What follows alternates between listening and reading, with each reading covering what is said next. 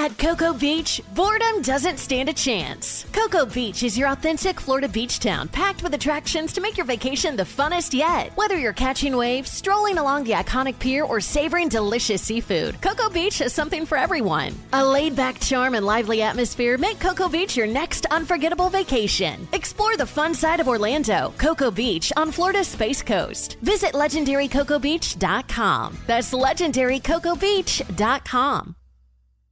Did you know that 1 in 8 kids in Atlanta will go hungry tonight? Eating healthy, balanced meals is essential for kids to learn and grow. That's why Anthem Blue Cross and Blue Shield and education nonprofit Common Threads have teamed up to help schools learn about healthier food preparation. In Atlanta, they're joined by The Dream and will provide education, recipes, and knowledge to students and families about healthier options. Visit anthem.com/dream to learn more. Anthem Blue Cross and Blue Shield is the trade name of Blue Cross Blue Shield Healthcare Plan of Georgia, Inc.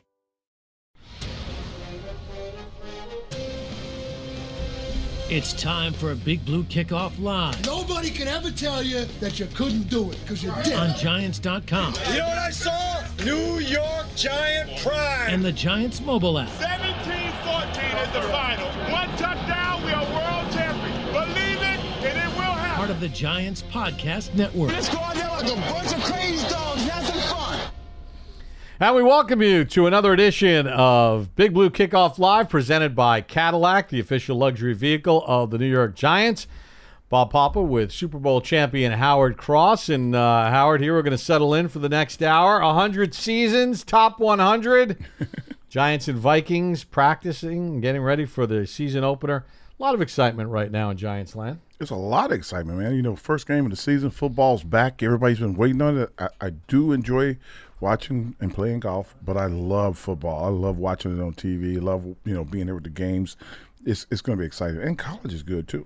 Well, yeah. I mean, listen, you got a lot of excitement with your Notre Dame winning because, of course, your son plays for Notre Dame. So really cool thing there. But let's talk about the top 100 first, because the order of the top 10 was announced today. Okay. And obviously your former teammate Lawrence Taylor finished number 1. He got a little run for his money in the voting, though.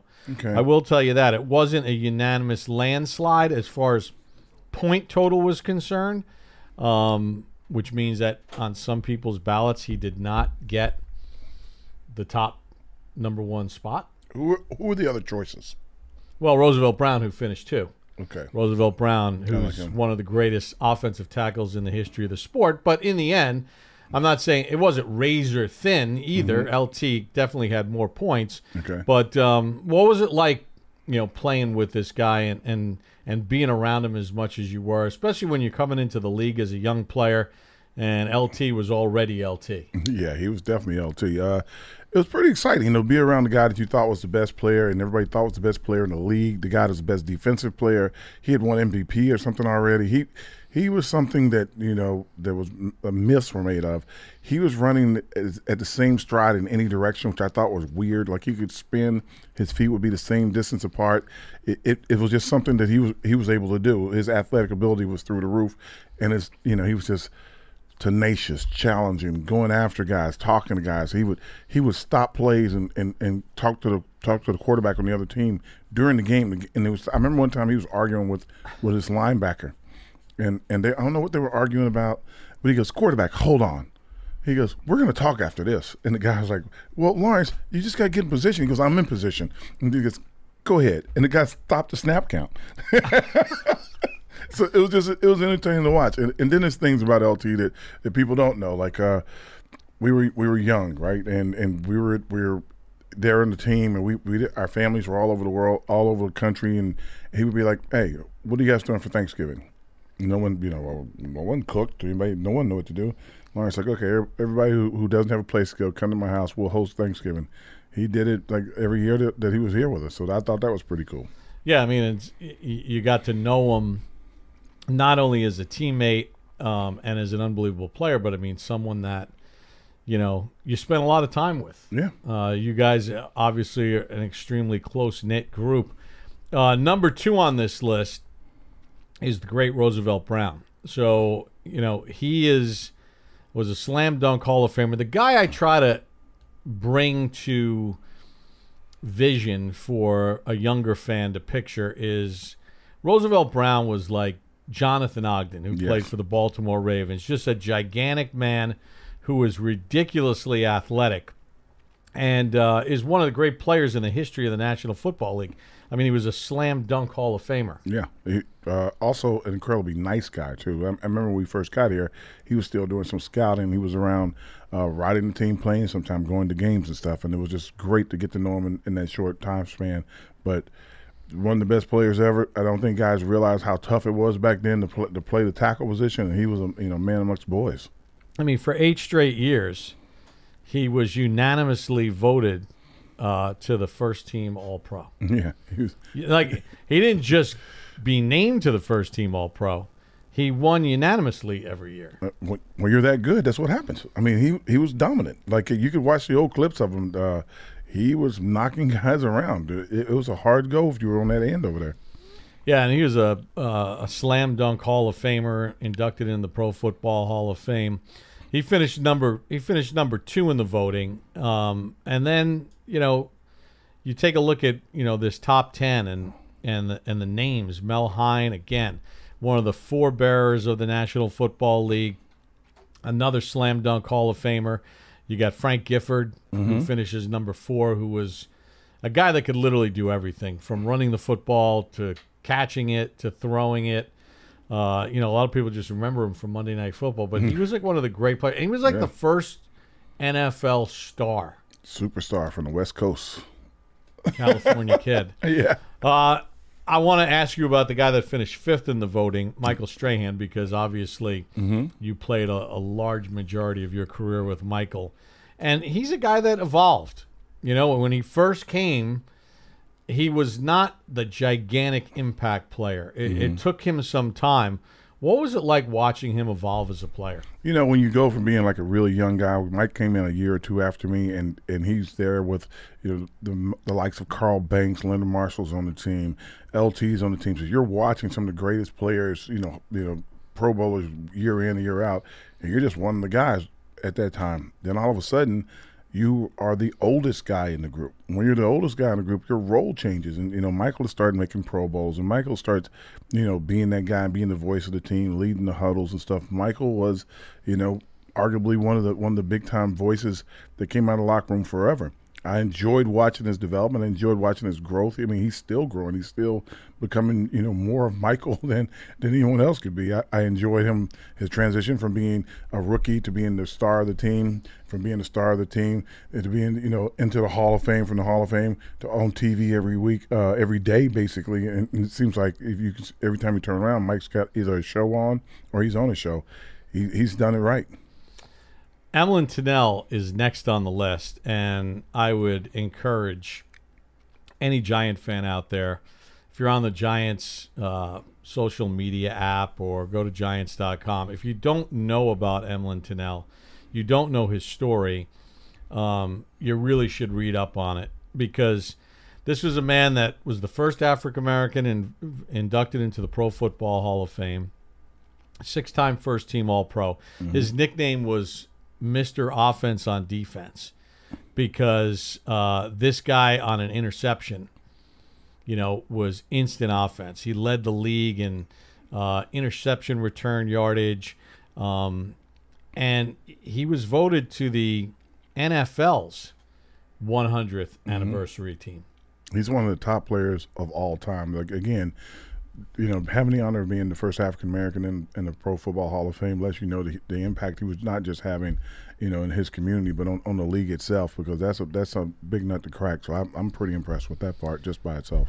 How about this stat? In 1952, between his interception return yardage and his kickoff return yardage, it was more than the leading rusher in the NFL that year. He was returning to. Can you imagine if they could still return and have guys like that back there? Like he was the first big time guy that was catching the ball. I know we have guys that just got into the Hall of Fame this year. They went in for returns, but Emlyn Tunnell, he was the guy who kind of started it, set it up, and made it a weapon in the game. Think about this too. He still holds the franchise record for the most interceptions in Giants history. 74 in an era where they didn't throw the ball nearly as much as they throw the ball now. Is that even possible? That was 3 yards in a cloud of dust. That's pretty impressive. Yeah, I mean, it's the fact. I thought he might even finish higher on this list. Quite honestly, I thought he was going to be number 1 or number 2. Honestly, I knew LT was going to be pretty high, but I thought he would be really high up there because the impact he had on the game itself. Yeah, I mean, again, we're talking about some of the greatest players, not just in Giants history, but in NFL history, and you got Harry Carson again, the captain. You didn't play with him? No, man. I was very fortunate not to have to play with Harry. I was afraid of him. So yeah, but he would have been a great teammate. Yeah, another slam dunk Hall of Famer. Absolutely. You got Eli Manning, of course, who you did not play with, but you watched his entire career, 2-time Super Bowl MVP. Yep. And then Sam Huff, the guy that really was the motor behind Tom Landry's umbrella defense. And a guy that had these great battles with the great Jim Brown, and Andy Robustelli, one of the great pass rushers in NFL history. And again, another Hall of Famer. Of the top 10, 9 are in the Hall of Fame, and this is Eli's first year of eligibility. You know what? It's going to be – I've heard a lot of debate about Eli in the Hall of Fame. I personally believe he's a Hall of Famer the way he was able to, create offense and basically pick the team up when they need to be picked up and fight no matter what. Even, offense is down, offense is up. He would catch that wire and it just ride it out all the way through the playoffs. And I was impressed with him. Beating Brett Favre and Aaron Rodgers to go to Super Bowls, and beating Brady twice. So he took down some of the legendary quarterbacks of the era. It's kind of interesting because I do this podcast that will start being revealed here this week called Papa's Perspective. So what we decided to do this year is get people that have called famous Giants games. So when we talk about Super Bowl 21, I had a chance to do a podcast with Brent Musburger, who handed the Mara family, Wellington Mara, the Giants' first ever Super Bowl trophy. I did an interview with Al Michaels about Super Bowl 25, Super Bowl 46. I did a podcast that was recorded with Troy Aikman talking about Super Bowl 42. And Troy kind of talked about Super Bowl 42 and Super Bowl 46 because he had called the NFC Championship game. And he talked about Eli Manning's success in the postseason and how he elevated everybody and everyone's game. Until this day, Eli Manning's 2011 postseason still is the most yards thrown by a quarterback in a postseason in NFL postseason history. Look, Eli got it done. I know people. I listen to guys all the time. They don't like his game. They didn't like his style, whatever. He definitely got it done. And in the postseason, he was dangerous. Every time he got in there, it seemed like he was making noise. So tell me a little bit about, when your name was revealed to make this list. I was at home. One of my best friend in the world, who is an employee here at the Giants, Allison Stangaby, calls me up and it's like, are you okay? Are you sitting down? I'm like, am I okay?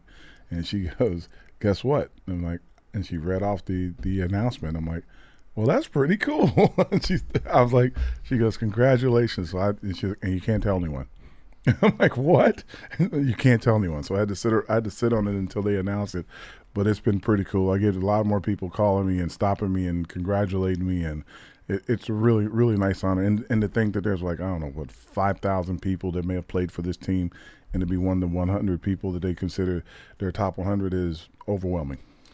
Yeah, and I was kind of hoping that when I was doing the math and adding up the votes, Corey Webster wound up finishing 87th. I was kind of hoping you would finish 87 just so you would have finished at your uniform number like Sims. Yep. But it was pretty strict, and it was basically what we did was I'll get into this in a later podcast that we're going to do. But basically, we did it in blocks of 25, and you voted. If whoever got a first-place vote got 25 points. So then we just added up the 13 voters' point totals. That's how we came up with the numbers. Once we had a consensus, 1 to 25, then all the players from the ballot that were not in the top 25 were then thrown back into the ballot for 26 to 50 and so on until we got to 100. and then just added up the totals. Because if you start debating it, as some of the voters who also vote for the Hall of Fame said, if you start debating it after the vote and saying, well, we should move this guy here, a vote is a vote. Yep. A vote is a vote, and the cumulative number is what the cumulative number is.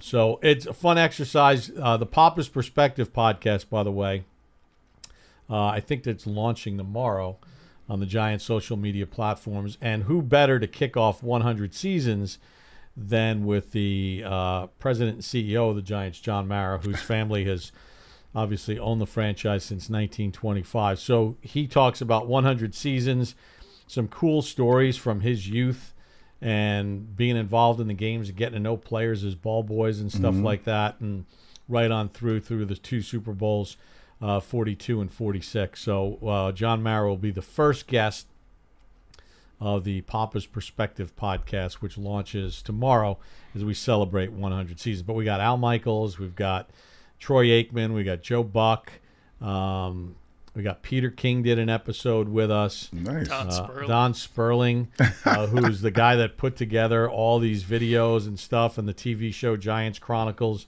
was his brainchild. So we got a lot of cool guests coming up. We're going to get Chris Collinsworth to talk about Super Bowl 46. So it's going to be a fun series throughout the course of the year. You named some good guys. There's been some great guys call games. It's always fun to meet them, to talk to them afterwards. Troy was in my draft class, or I was in his. I guess he was number 1. So I have to think that through. From a Giants fan's perspective, he was in your draft. Yeah, absolutely. So as we're speaking right now, the Giants are out on the practice field. Some teams take Tuesday off. Some will work on Tuesday, especially in this week 1. And Dable did it last year, or did it the last 2 years, where he gave the players Thursday off because mandatory players have to have a day off during the course of the week. Yeah. So they had the weekend off. They came back, worked yesterday. They're out on the practice field today. They'll work again tomorrow, off Thursday, then back Friday, Saturday, and the game is on Sunday.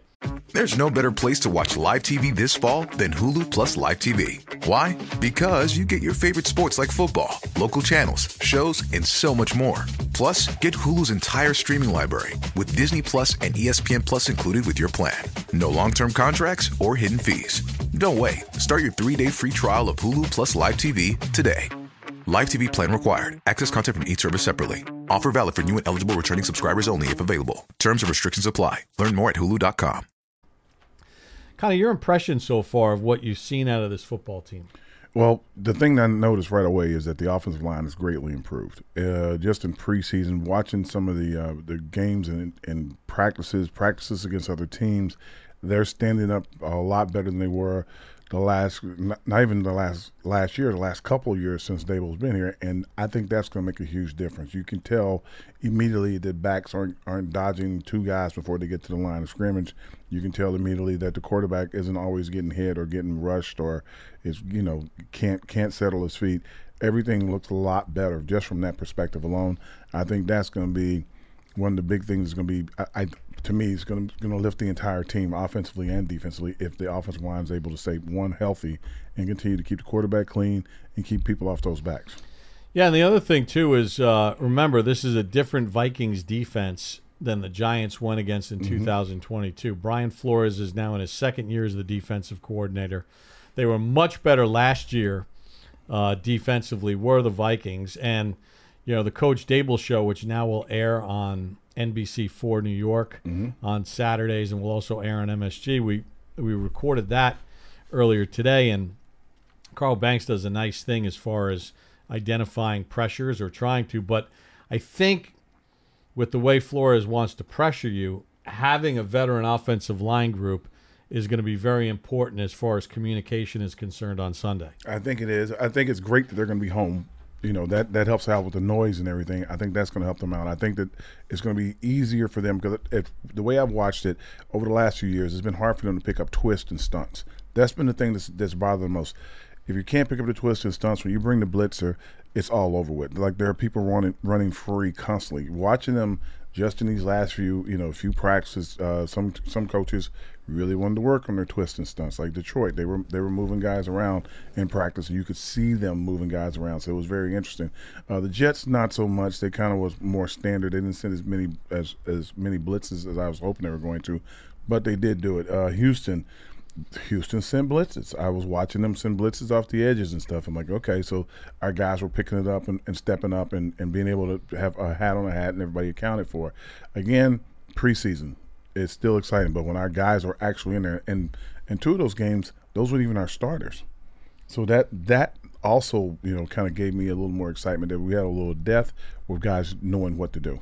That was exciting. The other thing, we got another pass rusher on the team. That kid, he got some moves. Oh, Brian Burns. Yeah. I mean, I'm anxious to see Brian Burns in this defense. The limited time that he played in the preseason, it was everything was very vanilla what the Giants were doing.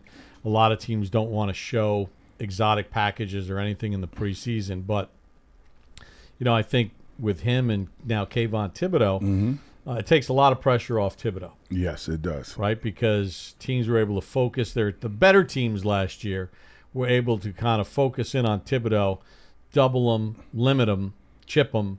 Now you got to deal with Brian Burns, which I think is going to create a lot of opportunities for Kayvon. I think it's going to create opportunities for Kayvon. I think it's going to create opportunities for Dex in the middle. I think it's going to be hard because when you got 2 guys on each side, going crazy and wreaking havoc, then you have Dex in the middle. It's going to be kind of frustrating for a bunch of offensive lines, and that's even before you send a blitz, before you run a stunt, before anything.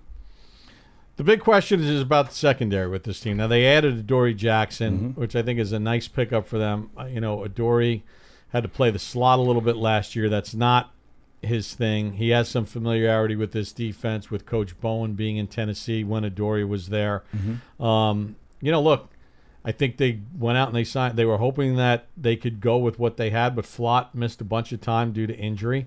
And that's an area that when you look at this Giants team right now, you say to yourself, all right, the cornerback position, safety's very inexperienced. Will that come back to bite him, or do these guys like Tyler Nubin and Drew Phillips, young players, really assert themselves and make it a strength? I think Adoree coming back is going to do 2 things. I think it's going to stabilize the secondary right off the bat. You got Banks on one side. You'll probably have Adoree on the outside on the other side. That'll allow Flott to grow a little bit from the slot to the outside, where he needs to, get himself back into football shape, get himself back into, getting ready to go every day.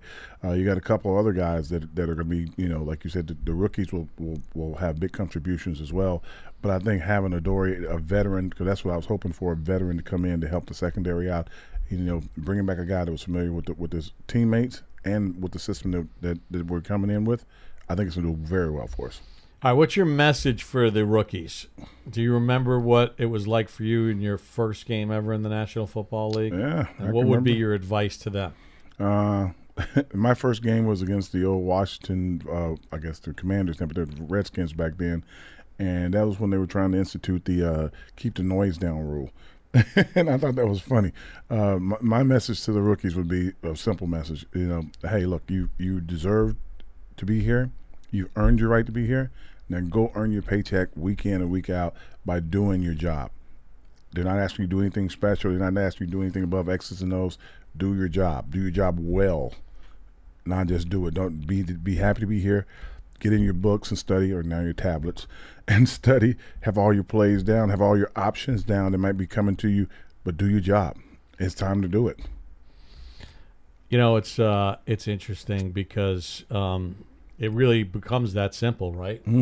If you just don't freelance, execute your position, and then let everybody else do that, that's what leads to success. That's what we try to make the home run plays. That's what gets you in trouble. It's a picket fence on both sides of the ball. If you can just do your job and get in your slot and just take care of your space, you're going to make the team a lot better, and you're going to make the other team have a hard time, because evidently every once in a while somebody will try to live outside the X's and O's, and that's when they either have a great play or a great play against them. Run or walk with Giants legends. The Giants Foundation will host a 5K race and kids run presented by Quest this coming Saturday, September the 7th at 9 a.m. at MetLife Stadium. Net proceeds will benefit the Giants Foundation. All participants will receive a commemorative T-shirt after the race. Stay for a post-race festival with appearances by Giants legends and a live DJ. Register now at giants.com/5K. All right, you ready to hear what the fans have to say? I can't wait. They're going to be debating these top 10, I bet. Let's go to Big Ed in Maryland. You're on Big Blue Kickoff Live. Hey, what's up, guys? How y'all doing? We're doing good, We're Ed. good. What's on your mind? Hey, first of all, gotta say what's up to the great grand Bob Papa. There it Big is. Bob, I'm right here. thank you, brother. Thank you, brother, so much for being the greatest Giants voice we've had for years to come and years to go. Thank you. Yeah, so I mean, much. this is it's kind of fitting. The 100th season. Uh-huh. This is officially my 30th year full time as a play-by-play. You're that old, All Bob. right. Wow. Damn. That's pretty crazy. Hey, I was playing back then. no kidding. Look, and that's all 4 Super Bowls, too. All 4. That's right. All 4. That's pretty so good. Hear this. To go to number 5 and to do it this year, it's all going to be about the running game and stopping the run and definitely stopping the pass. We cannot allow a pass-happy offense to go nuts on us, especially like Dallas. As long as we beat Dallas. Oh, my bold prediction, too, is like real crazy. I feel like we can win the first 14 games. Whoa. What? Yeah, because Please here's put that the down. thing. Yeah, please put that down. Big Ed from Maryland said. I'm putting that down in ink. I got Big you Ed. locked in, Big Ed. Big Ed, if you could pull that off. He's standing on business, man. I like that. Yeah, because, see, when you really look at it, we really can go straight through and win those first 10, definitely. Simply because those are the teams that we're playing, they all have suspectability about them. Okay. So key for us is just getting through those games. And I see us winning those first 5 games simply because Dallas ain't all 100%. They act like they are, but they're not 100%. They're going to lose to Cleveland. Okay. We should blow out Minnesota. We don't blow out Minnesota, something's wrong. And since we have a linebacker problem, call Mr. Fox. Mr. Fox would love to step in on that outside. And that's the thing. Somebody was mentioning Isaiah Simmons, right? Mm-hmm. So here's the thing. He needs to play the outside to either behind Burns or Thibodeau, because make that tackle have a choice to choose one of those 2 to block and make him think twice and gives an open to one of them, because he can't block both of them. So it gives a dynamic to the pass defense. Very good dynamic. And let me see. Daniel Jones has to be healthy. Well, I think that's pretty much most of it. Yeah. Well, that's a huge factor. And I'm going through these games. Big Ed, we appreciate you weighing 14 in. 14-0. I'm gonna. You know what? I know this is a Giant show, Big Blue Kickoff Live, and this is. I think even most of the people in this building that work here that are watching this show, or that will watch the show, will probably say, "I'm not really thinking 14-0." I like the way he's going, though. I like it. Suspectability in all these guys. I like that. That game at Cleveland ain't going to be no joke. That game at Cleveland's not going to be a joke. Cincinnati's not going to be a joke. I hope that dude got food poisoning out there. Let's go to Marcus in Rochester. Marcus, you're on Big Blue Kickoff Live. Man, how you guys doing, man? I'm a big fan of y'all guys. Hey, doing great. Yeah, I just want to make it quick. I've been a fan of the Giants since 2007, since they won their first Super Bowl, and I'm just getting tired of our own fans doubting our quarterback. We got to settle in, and he's our guy. Ain't nothing we can do about it. Let's just strive for him to be better and be great, and hope that things go the right way.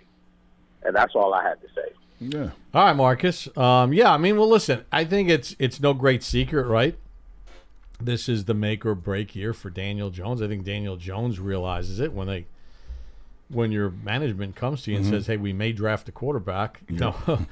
That means that you got to step it up. And look, he's had neck issues twice. it's amazing how modern medicine has evolved to the fact that we're almost like blowing off the ACL part of it, which would be a death knell in your playing days. Yep, like absolutely. The chances of a guy coming back from an ACL anywhere near effective way back in the day was slim and none. But the neck issues. But, we saw what he was able to do in 2022, and again, fans say, we only threw 15 touchdown passes. You can't just dismiss the 700 yards rushing. No, you can't. And the rushing touchdowns that go part of his total to 7, so now you're at 22. Yep. And his rookie season, he went 24-12 as far as touchdowns to interceptions. They finally have a legit receiver.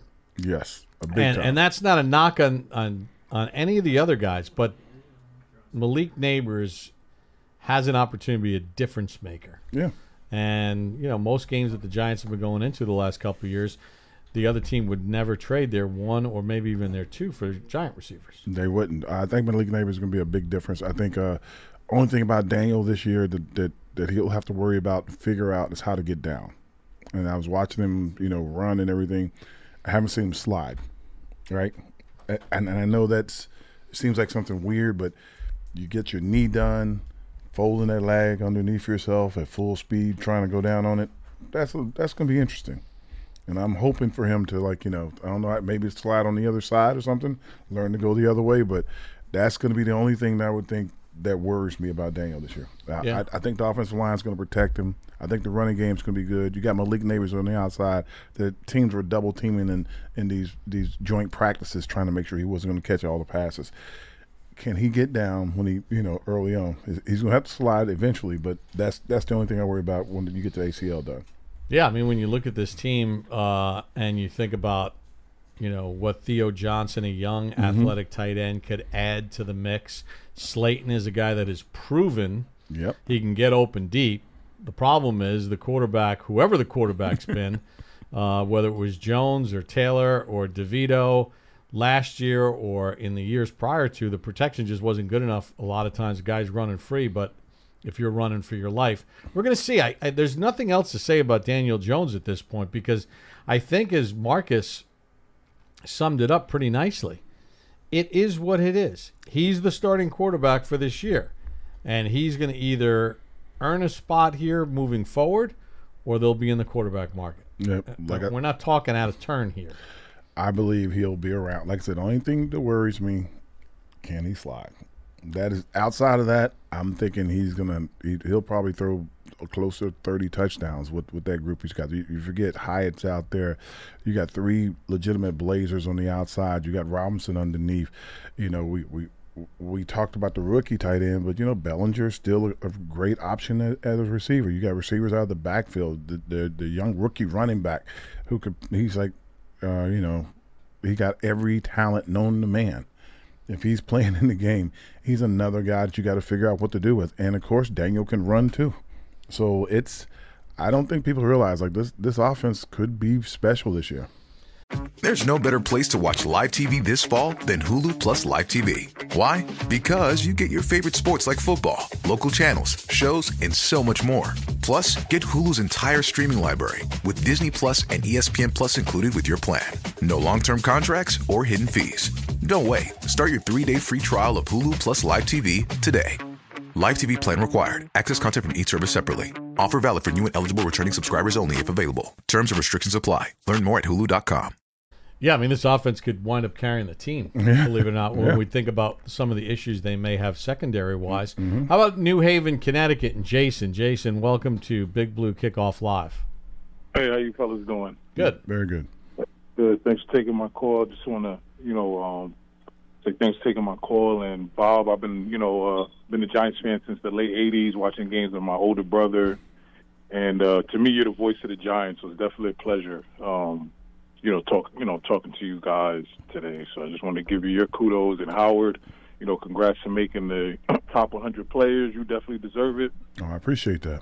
And I also want to give your son some credit. I watched the Notre Dame Texas A&M game, and he put a wicked pass rush move on that guard Texas A&M for the sack. So, I just want to say, thanks to you two guys for all your contributions. And Howard, who knows, maybe our 3 tech is with Notre Dame with your name across the jersey too. So we'll see. We'll see next year. Where your son will go. I'm sure he'll be highly sought after in the draft. So I just wanted to thank you two gentlemen. Few things about this year's team. I'm excited. I think it's one game at a time. Week 1, Minnesota, they're definitely no joke. But apparently they have quite a few injuries already. Hawkinson's not playing, who's a really good tight end.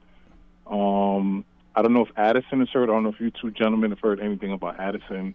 But from what I was reading, he's kind of banged up. But, of course, they have Jefferson, who is, out of this world. So he'll definitely be somebody we have to contend with.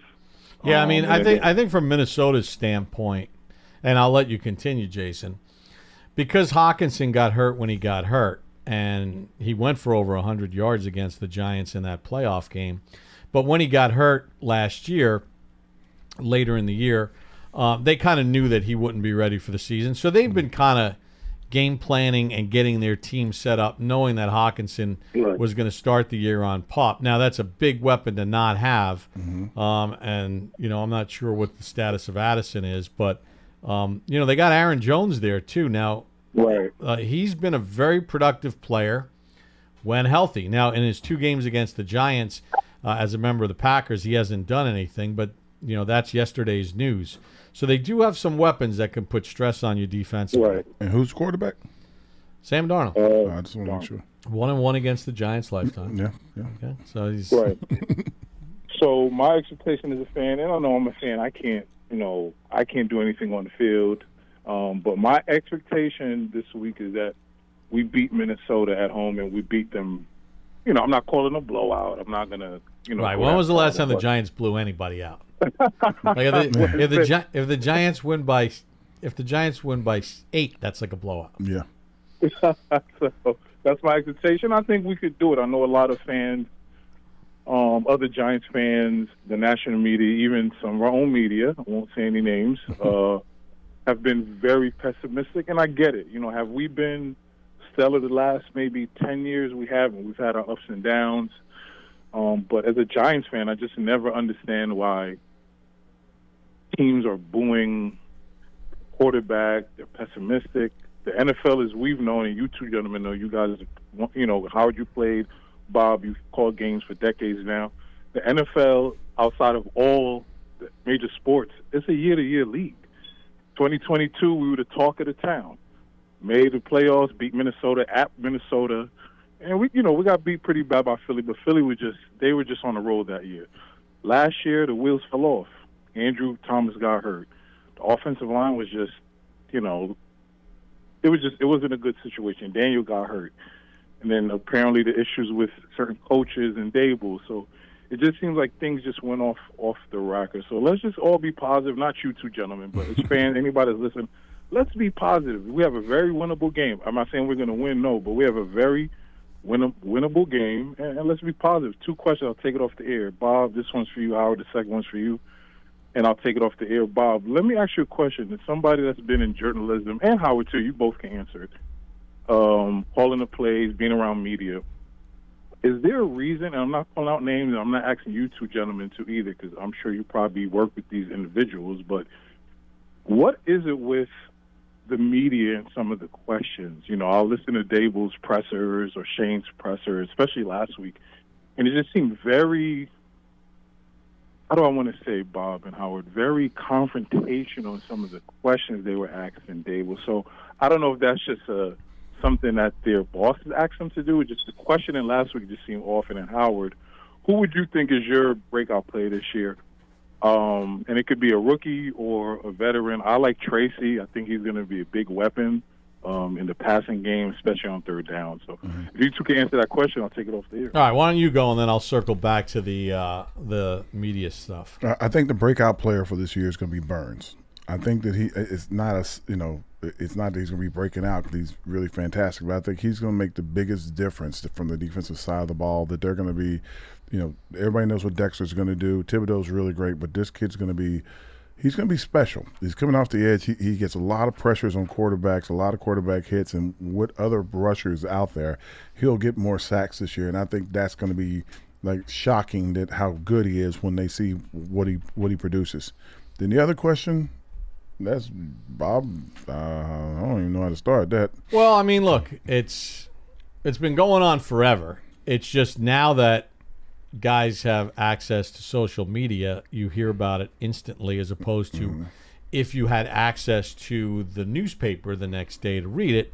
There's always been some guys that can be a little bit more antagonistic as far as media members are concerned, writers, whatever the case might be. And it really hasn't changed over the years. Sometimes it's because they don't feel they're getting access that maybe others have. Whatever the case might be, personality, dislikes, whatever it is.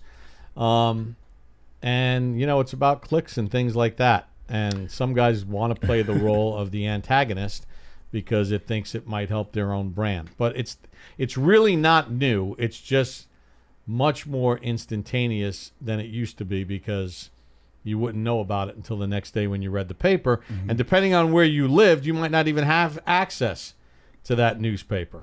For a long time, you couldn't get Newsday in New Jersey. That's true. So you couldn't read it. And the people on Long Island that were Giants fans, or the people that lived in New York that were Giants fans, didn't get the record of the Star-Ledger. So maybe you couldn't read it. Now it's all out there right away, so it just seems a little bit more antagonistic. I mean, yeah, it is antagonistic. There are some guys that are out there, that's what they do. There are some, I've spoken to guys and have buddies that are lone-time journalists and writers and reporters, and they're like, if I don't like you, I just don't like you.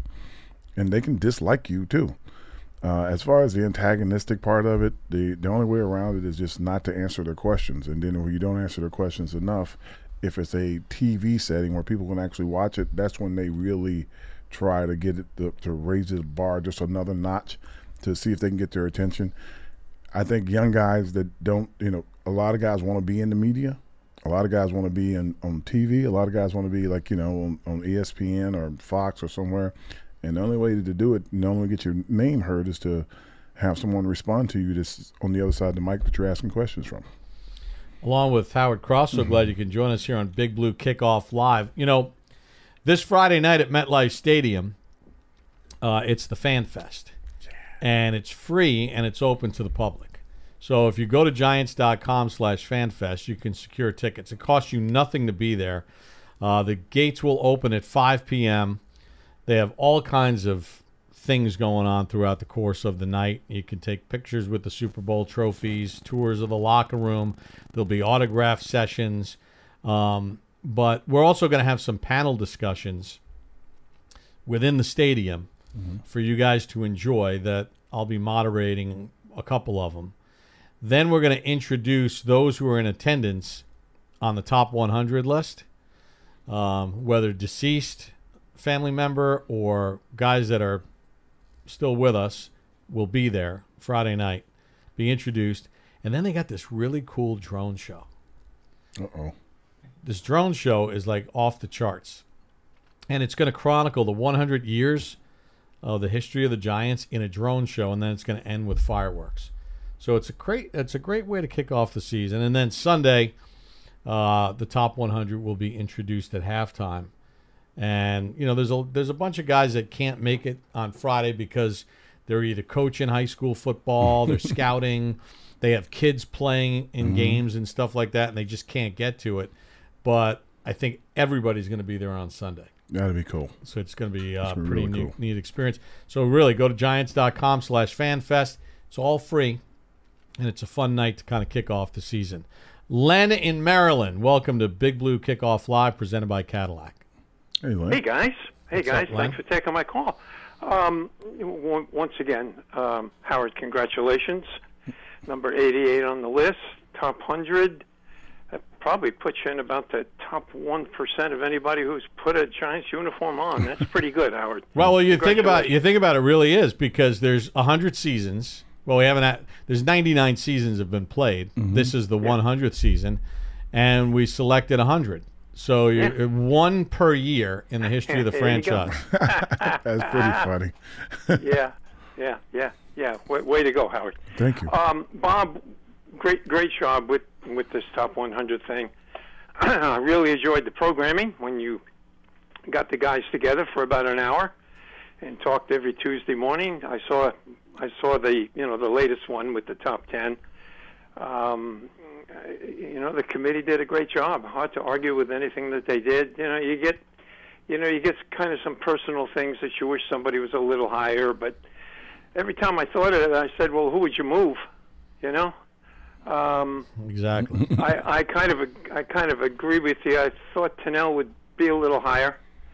I had him in my personal top 3, but then I thought to myself, well, who the heck would you move out of there? It's almost like you wish you probably could have thrown that top 10, all 10 names in a hat, and just picked them out.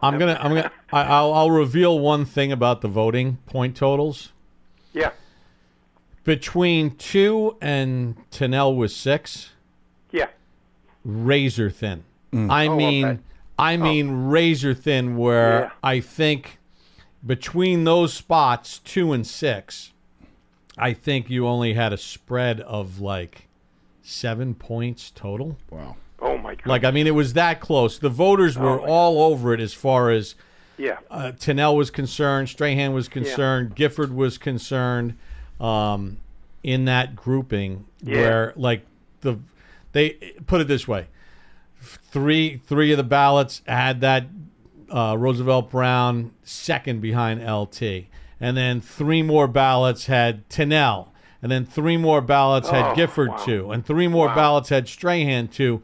Yeah. So it was literally that close between 2 and 6 where it could have been inverted easily. Yeah, I'll bet. When I after you got to 21, I was thinking 40 down through 21. I wish you guys had almost alphabetized them rather than separating them, because there were some wonderful football players. And I just think you did a great job. The committee did a great job. And, geez, it was a lot of fun. It really was. Because I've often thought of that, who are the best players you saw, who should be on that kind of list, and now we got a definitive answer. It's pretty good. You're going to enjoy the Papa's Perspective podcast with Peter King that will air at some point during the year, because he was obviously one of the voters. And we're going to record one with Joe Horrigan, who is also on the panel, who is a longtime employee with the Pro Football Hall of Fame. We're going to record a podcast with him just talking about the Hall of Fame Giants on this list. Wow. So it's going to be a lot of fun. Yeah. The lowest, Tittle at 12, I think, was the first Hall of Famer outside of the outside of the top 10. Well, if you would, bear with me. I'm going to run some numbers for you. I did a little analysis of the 100. I think you'd be interested in. 16 running backs, but only 4 offensive tackles. In fact, there were more special teamers, 5, than offensive tackles, 4. And the second largest group, defensive ends, at 11. 8 quarterbacks. But I thought that spread was kind of interesting. 16 running backs. And here's the starting 22. Hang with me. Eli at quarterback, Gifford and Barber at running back, Toomer and Schaffner at wide receiver, Bavaro at tight end, Rosie Brown, Jumbo Elliott at tackle, Snee and Jack Stroud at guard, Hine at center, Weinmeister, and I had Tuck inside, so I had Weinmeister and Tuck, Robustelli and Strahan, outside linebackers, Banks and Taylor, obviously, inside Huff and Carson, Dick Lynch, who came in as 40. I thought Lynch should have been a little higher. And Mark Collins. The corners, Tennell and Patton at safety. Gogo, the kicker, was the place kicker, and Landetta was the punter. There's your top 22. I think we can win a lot of games with those guys. That's a lot. That would be a lot of NFL championships or Super Bowls with that group if you could get them all back in their prime. Goodness. Oh my goodness. Yeah. Great job. Yeah. Hey, it's probably past everybody at this point, but I try to call in on Thursday to say the following. You don't have to respond to it, and it's strictly my opinion. never unretire a number. And if you're a player, never ask for a retired number. In the meantime, let's go Giants. Well, let me ask you this. Let me ask you this, Len. But the Giants did it once before with Ward Cuff when Y.A. Tittle came. Well, I don't think they should have done it that time. It's just my opinion, Bob. Well, it's just my opinion. Here's why I like it. Ray Flaherty is the first person to ever have his number retired in the history of the NFL. He finished 50th on this list. And there is a gigantic generation of Giants fans that gloss through Ray Flaherty's name. Yep. And now there is a whole wave of people 50 and under that know who Ray Flaherty is, and if you take even if you take even 25% of that swath of people that actually clicked on the Giants website and then read about Ray Flaherty or watched on X as some videos were posted of Ray Flaherty, it brought him back to life. And listen, good point. And his number's been retired for 90 years, right? Like if someone came to the Giants and said, I want to wear 92, or I want to wear 56. Or you might say too soon. But considering the fact that the number's been retired for 90 years and you just brought someone's unbelievable Hall of Fame career kind of back to life, I don't think it's the worst thing in the world. Okay. And the other thing is, remember, when they started retiring these numbers, the rosters were like 30. And they never thought the sport would grow like this to where you have 90-man rosters and all this other stuff. John Johnson said that professional football would never make it. now, I'm sure I know the top 100. It was real based on your playing days. But the one other thing about Flaherty, he was a coach too. I mean, he was the head coach of the Giants. And he had a coaching career. Well, didn't he? And he was the head coach of Washington when they won the championship. Yeah. And it just seemed like me, and it seemed to me like in this. I wish it had been a year later, and not in this year of top 100. And let me sneak in one more point. My first favorite. Howard knows this. My first favorite player. I go back a ways, Bob. My first favorite player, Eddie Price, made the list, and it made me happy. All right. I was glad to see Eddie sneak in there and make that, because at 8 years old, Eddie Price was my hero. Love it. Hey, let's go Giants. I'll see you guys on Sunday. Can't wait. Excellent. Tom in Stratford, Connecticut. Tom, welcome to Big Blue Kickoff Live, presented by Cadillac. Thank you, gentlemen. How are you? You guys are doing a great job today, as always. Thanks. I'll talk quickly because I know you're up against the hour. And offensively, they got a lot of potential there. I'm just hoping Daniel has a propensity to make a bonehead play now and then. If we can just eliminate that, that'd be awesome. Regarding the offensive line, I like the way they've looked so far. With the way the NFL is nowadays, and the Giants' defensive line kind of exemplifies this, the defensive ends / stand-up linebackers are of a very quick variety. And I'm not so sure Evan Neal's ever going to have the lateral quickness to handle that. But I do think he'd make an all-pro guard. So I hope they are trying him that in practice. They can say what they want in the paper. No, I think right now it's trying to cultivate him to be your first swing tackle right now with I'm good with that too. Yeah, I would definitely keep him at that. And Howard, just watching some of these practices, I don't know if it's a better connection with the new offensive line coach, Carm Brasillo, or whatever, or what his technique is as far as what he's teaching. But Evan Neal has looked a lot better. Light years. Watching him in the one-on-ones going against, the Giants' edge rushers, and even in the preseason games, he seems a little bit more confident. It's light years. It's a technique. I agree there, but I saw that one guy run right past him though. Which was the second preseason game with a sack. But on the defensive side, everyone's overly concerned about the secondary, because I'm not as concerned, because I think we have a really outstanding front four. If the Giants are employing the front four, the offensive line on the other team is probably going to have to keep an additional player in.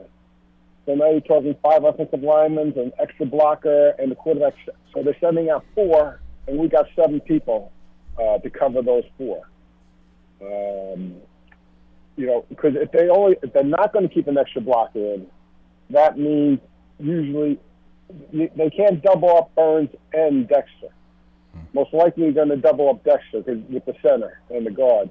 So that's going to leave Thibodeau and Burns one-on-one with the tackles. And maybe that Elijah Cummings doing his thing in the middle there as well. So I think with all that pressure they can put on, and then, you got Isaiah Simmons and Bobby O, who are outstanding coverage linebackers, also could be spies on any running quarterback we may encounter. I think all that pressure will help the secondary. Well, yeah, I agree with you on a certain level, Howard. But, listen, in obvious pass situations, yeah, it's going to be a problem. But the secondary as a total group, as far as whether they're being asked to jam on a certain play or trail coverage or whatever scheme that they're in, there's a lot of 3-step drops in the NFL. And you got to be able to cover. Listen, I appreciate what he's saying, but it's what I tell my son. You're going to play 60 plays in the game. If you make 8 plays, you did incredible. You made more than 10% of the plays in the game. I'm like, if you make 4 plays, you made a little less. I'm like, you're not going to make a play every time they snap the ball. So you can have the greatest 4 guys in the world. All 4 of them are out there, and there are 60 plays. If they make 10 plays each, that's 40 plays. That means those other 20 plays are touchdowns. Because if they don't get them, you don't want the ball in the air 20 times and nobody covering them. That's all I look at it. You gotta be like I said, be that picket fence. Everybody's got to stick together. Got to be cohesive out there. And if your secondary is sketchy, if you got questions about your secondary, you're going to be trying to hide them the whole time. And we're going to play against a few quarterbacks that know when you're trying to hide something. Yeah, I mean, until proven otherwise, it remains a legitimate question mark for fans to have when you're looking at this team. Yeah. To the fact that even the organization, the coaching staff, the front office, they saw it as a question mark because they signed Adoree Jackson. Mm-hmm. And if they didn't feel it was a question mark, they probably would not have signed the veteran player. Hey, look, there was no genies in the bottle. There were no great cornerbacks falling off trees, which I thought maybe 1 or 2 may have got shaken loose. And Adoree's a really good cornerback, but I thought that maybe they'd be like, oh, somebody just couldn't fit in financially. We got to let them go, and then we'd get a chance at them, but it didn't happen. No, it's a premium position right now in the National Football League, just like it seems to happen every year with safeties. But it never happens with a cornerback. Maybe a little bit more with safety because of scheme or whatever, how you can use a guy. That's true. We saw that happen with Pinnock when the Jets cut him loose and the Giants were able to pick him up off waiver claims. Thank goodness. And he's been a really nice player for him. But now he's got to back it up this year. He's going to. He's got to back it up this year because he doesn't have X-Man next to him helping out. No, he doesn't. That's a very difficult moment, but he's going to be pretty good. I like Pinnock. I like Pinnock's way. He's going to have a little bit of a green dot moment. He's going to be able to call the secondary. It's going to be pretty good. Yeah, I want to make Len in Maryland a little happier if he's still watching. Mm-hmm. So, when we first put the ballot together for the top 100, I don't know, there was maybe 118 names that were on the list. And then the voters, as we were going through the process, would bring up a name that maybe wasn't on the ballot, got missed in the shuffle or whatever, the initial ballot that was put together. And Eddie Price happened to be one of those guys that was not on the very original ballot that was put together last summer. That's pretty cool. But as we were going through the process, I asked all the voters, if you feel there's a name that's not on this ballot that should at least be on the ballot for voting, send me a little paragraph with credentials of the player and why you feel that player should be at least included in the ballot. Eddie Price was one of those guys. Not on the original ballot, added to the ballot. And the case by one of the voters was, look, he played 6 years for the Giants. Not extremely long, but 6 years. He started 50 of 63 games. But think about this. In his 6 years with the Giants, he made the Pro Bowl 3 times, and he was first-team All-Pro twice. And in 1951, he led the NFL in rushing with 951 yards. That's pretty good. In that era, with the amount of games that they played, 951 yards is a lot more yards than you would think over 17 games. Yes, it's. They're playing 12 games at that point. That's a lot. So, Eddie Price was one of the names that was added to the ballot, and he wound up getting voted in top 100. That's the way to do it, though. There were some guys probably out there, probably even some more guys that could have got mentioned that people don't think about as much. So I think that's pretty cool that he got it. Yeah, and I think we pretty much nailed it as far as the final ballot of names that went over 120 or so. I don't think there was anybody not on the ballot that you say, maybe we should have been on the ballot. Yeah. No, I think everybody that needed to be considered was considered, and then the voting was what it was. All right, Howard, it's been a lot of fun. Always, Papa. Getting that opportunity to do Big Blue Kickoff Live, which you and I are going to get a chance to do this during the season, each and every week, different days, whatever. Okay. But a lot of fun, and looking forward to the start of the season. Remember, Fan Fest, Friday night, MetLife Stadium. It is free. I'll be there. He'll be there. A zillion guys will be there. Just go to Giants.com/FanFest. Free tickets. Fun night. Great way to kick off the season. And this drone show is lit. It is no pun intended. It's pretty cool. When they first told me that, all right, after you introduce the top 100 that are there or family members that are present of the deceased, then you're going to cue to the drone show. And I'm like, drone show? And I just wasn't thinking about how elaborate drone shows have gotten. They're crazy. This is a walk through the 100 seasons of the history of the Giants with some iconic moments, helmets, uniform. Like it's going to be pretty cool. Music, calls, the whole thing, and then of course fireworks, because you can't have an event without ending with fireworks. Pyrotechnics. Free to the public, free to Giants fans.